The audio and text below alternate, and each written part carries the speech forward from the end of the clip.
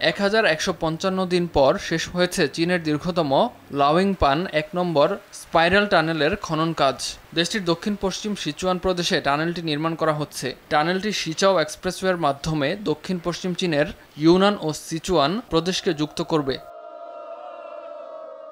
৫,১০০ metre দৈর্ঘ্যের এই টানেলটি সিচুয়ানের পাহাড়ি অঞ্চলের মধ্য দিয়ে যাওয়া ৩টি টানেলের মধ্যে একটি। অন্য দুটি টানেলের একটি ১,০৫০ মিটার এবং অন্যটি ১,২৪০ মিটার। ৩টি টানেল একত্রে সিচাও এক্সপ্রেসওয়ের অংশ। প্রদেশটির ভৌগোলিক বৈচিত্র্য ও জটিলতা টানেল নির্মাণের চ্যালেঞ্জকে কয়েকগুণ বাড়িয়ে দিলেও অসম্ভব এই কাজটি বাস্তবে রূপ দিয়েছেন চীনের একদল প্রকৌশলী। সিচাও এক্সপ্রেসওয়ে চীনের জাতীয় এক্সপ্রেসওয়ে নেটওয়ার্কের একটি গুরুত্বপূর্ণ অংশ। ৪ লেনের এক্সপ্রেসওয়েটি প্রায় ১৮৪.৮ কিলোমিটার দীর্ঘ।